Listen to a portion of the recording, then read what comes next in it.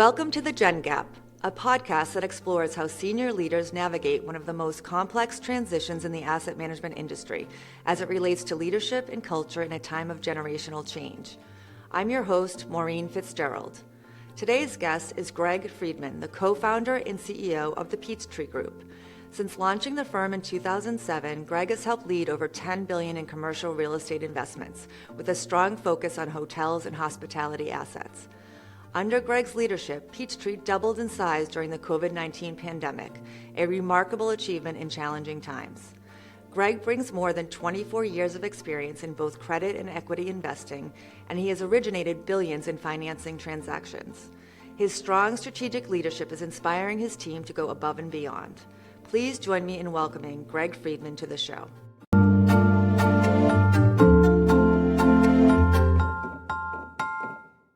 Greg, thank you for being here today. Yeah, thanks for having me. So why don't we jump right in? I'd love to get your perspective on a piece of advice that you would give your younger self at the start of your career.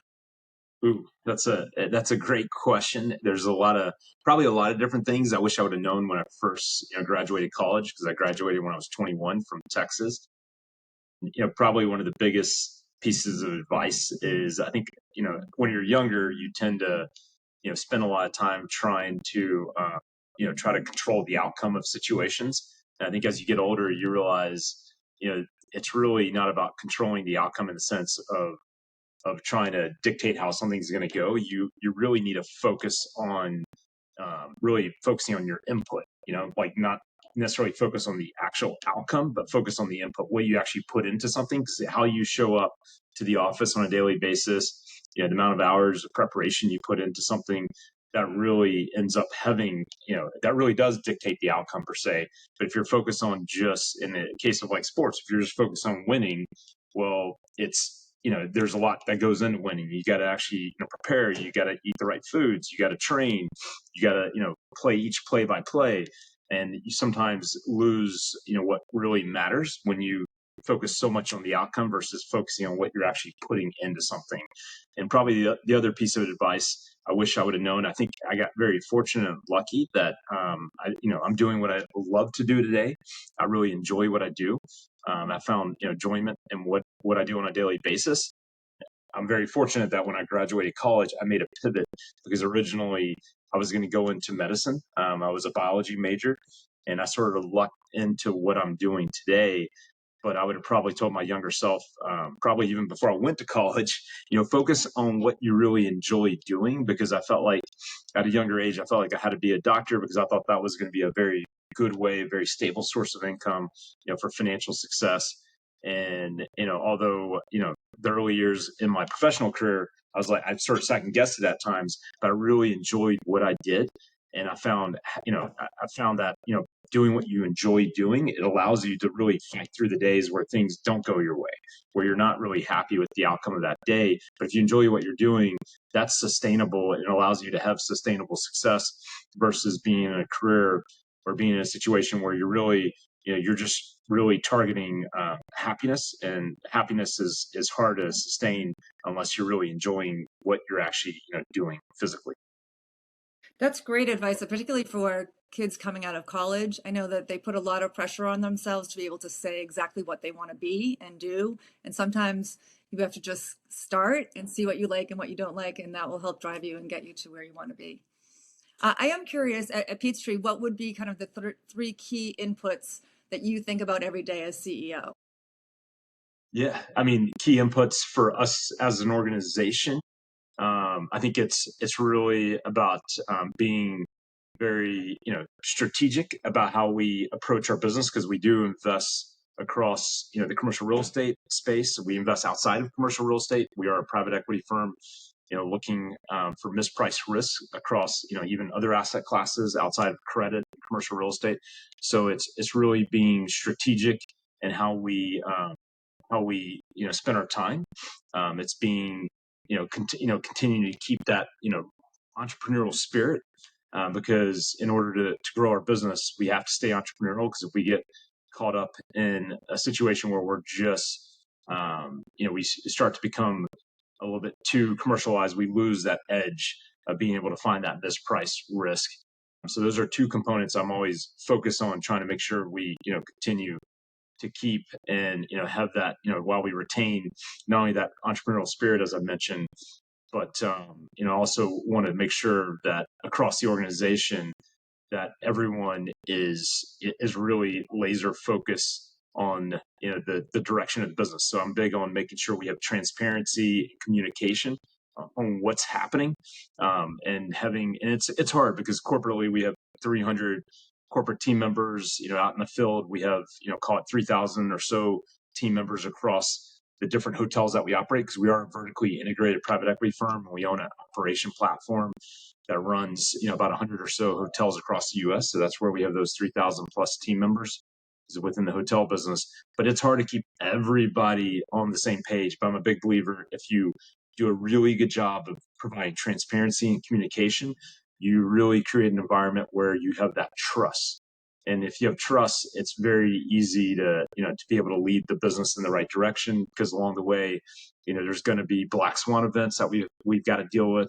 There's going to be, situations where the outcome isn't what we wanted it to be, and we're going to have to make pivots. If the team has that trust bought in across, with myself and the leadership team and with their teammates, it's a lot easier to make those pivots. And that's why I'm, a big believer on that transparency and communication too. And, as traits of a leader, being transparent and communicating, has that evolved over time as new generations have come in, or as you have gained experience? Yeah, I would say probably more me gaining experience. I think early in my career, because I started, my business, I co-founded the business, started it back in 2007, and I have two other partners that are, involved in the business with me. I think, out of youth, because we were both, all three of us were around the same age. So we were, around 30, I was 30 years old when I started the business, or 29. And, fast forward today, I'm 47. So I look at life probably a little bit differently, and probably, have been through some of the challenging environments. And I've learned some of these lessons through those challenges, because when things go well, you don't really do a good job reflecting and seeing what went wrong. It's when things go wrong, you start to reflect and start to realize what works and doesn't. But I think through those experiences, I think, I quickly have realized that being the last point I talked about, transparency and communication, when you are really good about having transparency and communication, it really goes a long way in keeping the team bought in on the mission or the direction of the business. So that's been, these are, all three of these have been lessons that I've learned along the way. And tell me how your company has handled bringing people back from remote work to in the office. Yes. So we've been, I would say, somewhat fortunate. Like, you hear different companies where it's been more challenging to get the team back in the office. I probably have a little bit more of a polarizing view of, if people should be in the office or not. But it's, we were, it was one of these that early into COVID, I came back to the office because as a firm, we had a lot of investments within the hotel space. Hotels were probably the most disrupted space during COVID, because nobody was traveling. And yet I had this whole team that we were requiring at the different hotels that we own to, to be at their properties. They had to show up because they had to service guests. They didn't have a choice. The general managers, the DOS, the front desk agents, housekeepers. And so, I felt like it was a responsibility for us to be, in the office. I found that I was much more effective being in the office, although I can work, remotely, because I travel all the time too. So I can see where you can have productivity being remote. But like I tell, I tell everyone that I think productivity, when everyone's working remotely, sure, everyone's equally productive. But when you've got, 60, 70% of the world back in the office and 30 to 40% not in the office, you start to see what happened during going back during COVID, especially towards the end, where you had all these students who were, still, some of them were starting to get back in the classroom, and a lot of them were still, working remotely. The ones that were working remotely, and I have a daughter who's 17, just graduated, and I'll use her as an example, and I have a stepson who's 22. I noticed even with them not being in the classroom, they fell behind, because there is something about being physically together. And so, I think you're just much more productive. It's easier to understand exactly what everyone's wanting to do. You save a lot of unnecessary time that gets lost in miscommunication. So communication's is much better. Transparency is easier to give when everyone's together. And I get that it's not always the case, but as a company, I think we managed it extremely well, because as I went back in the office, along with my partner, one of my partners, the two of us were in the office from like a couple weeks into COVID and never went back home. And what we found is slowly everyone started coming in the office because they saw that we were in the office and they wanted to be in the office as we started to ramp up and make new investments, as we were playing defense across, the asset management side of our business and so forth. People started to want to be back in the office, and we were able to get not only most of the team back in the office, but we've been very successful in having as we sit here now, I'd say pretty much everyone is in the office, and the people that are maybe working remotely were people that were working remotely pre-COVID, or their position that would be remotely, because we just don't have an office in that location. And so it's worked out, I think, well for us. I think we're probably a little bit atypical than some of the other companies out there that continue to struggle with getting people fully back in the office. And some of it is because, I think I hate to pick on other companies, but I think when you start setting these policies where, oh, you can work 2 days a week, 3 days a week, and then you start to realize, hey, this isn't working, let's do this or that, or we reduce the footprint, we don't create an environment where it's friendly for people to be in the office. That's where it gets super challenging to make it, to really incentivize people to get back in the office. I think there's a lot of companies that there's a little bit of fear around employee turnover and even recruitment by enforcing this bring people back to work. I think you're being a little humble in that there had to be some magic with your leadership style or communication style, because what I'm hearing from other CEOs is they come into the office and that still isn't a draw necessarily for people to join them. Yeah. And so I think I think we're fortunate in the sense that we do have a lot of our team likes to win, and they see that, being in this atmosphere where we are entrepreneurial, as we talked about, we try to keep that entrepreneurial, that gritty, feel to the environment here.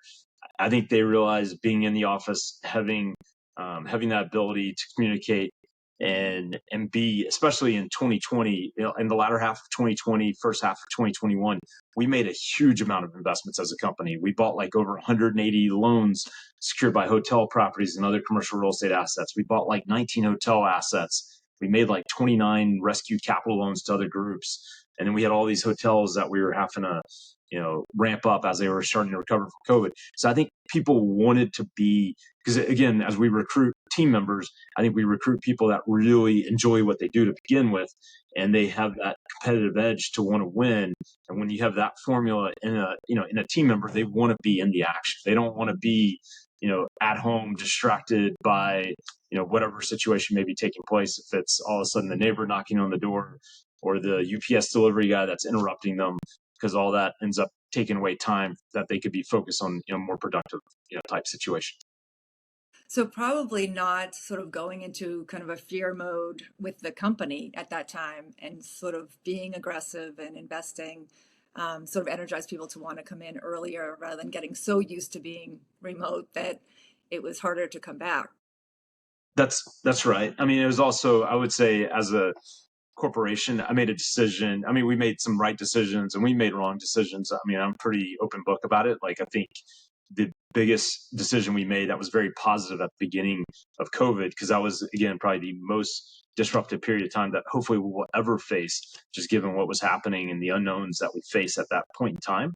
Because I was a very, it was a very uncertain period of time, as we know. But we made the decision very early in COVID, myself, and my partners, we sat down and we were like, okay, we want to be able to retain the whole entire corporate team. We don't want to lose anyone.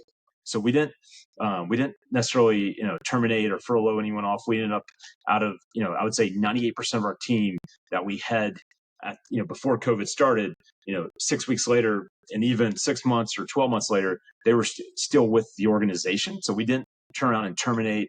We didn't furlough, 98% of the team, because we kept that core team in place, because we knew that at some point the business was going to turn. We didn't expect it to turn as quickly as it did. But I think the team seeing that we kept, when other organizations like us, especially organizations that were as disrupted by COVID as we were, because we were the tip of the sword, most of those organizations just furloughed off the whole team. Now, where we did make a mistake is we furloughed off a good chunk of our operating team members that were at the hotel properties. We kept a lot of the leadership team there, and we kept a handful of team members because there was no business. Like, we went from having record occupancy to no occupancy overnight. And because of that, we, furloughed a lot of the team to help try to reduce the expense load at the hotel properties. And that's part of the reason, and it wasn't just us, it was everyone else in the hotel space, restaurant space, and so forth. A lot of them went through the same type of, situation, and even some other industries that were heavily disrupted. And it was very hard to get people back, to hire people back, once business started coming back 6-9 months later. And that's why I say we made a mistake there at the property level, because we should have, fought through it and retained everyone that we could have. It's just, unfortunately, we made a mistake on that level, but we called it right on the, corporate side. And because of it, we were not only, I think we were a case study for what really works, because not only did we make it through COVID and be able to asset manage effectively all our investments, and we were able to, be able to do that in a very efficient manner, in a very profitable manner, and so forth, for the for not only for the organization, but for all our stakeholders. But we were, more importantly, we really thrived coming out of COVID. I mean, we made, just like, as I mentioned earlier, we made a ridiculous amount of investments because we kept that core team that was ready to execute when the opportunity arose. And the opportunity really started in the summer of 2020, where we just started making a lot of investments, within the hotel space and even outside of hotels. Yeah. And that would have been really unique versus your competitors, the fact that you were growing at such a rate. That's right. I would tell you, most companies, that were very heavily invested in the lodging space like us, they were effectively shut down until 2021. And they missed a lot of the trade that we were able to take advantage of, because they were really, their heads were spinning, or they were just playing from behind, and they never really caught up to the trade. So we were very fortunate to be able to, take advantage of it. Let me ask, what role does culture and your mission play in your growth plans, and how are you actively shaping those? Yeah, it's interesting, because I've gone back and forth over time. It's, what is culture? And we have a lot of things internally, because we own a bunch of different businesses that make up Peachtree. As I mentioned, we're vertically integrated. So we have like an operating platform, development company, lending platforms, asset management company. We have the investment team, and so forth. And we have all these subcultures and things like that are taking place. But I'm a real big believer. It's on how you treat the team.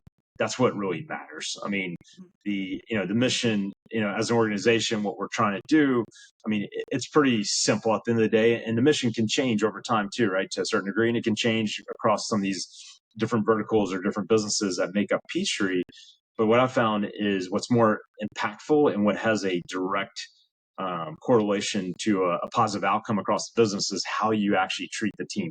Things that you do to really, help develop out the team, to help incentivize them to, work hard, how you treat them, the little things that you do. Because if you have a very positive environment, you create, positive intent, you have that transparency, as I talked about, you really can, it really can drive just incredible performance, and it pays dividends when the right opportunities arises. So can you give a few examples of tools that you've used to sort of people feel vested or engaged?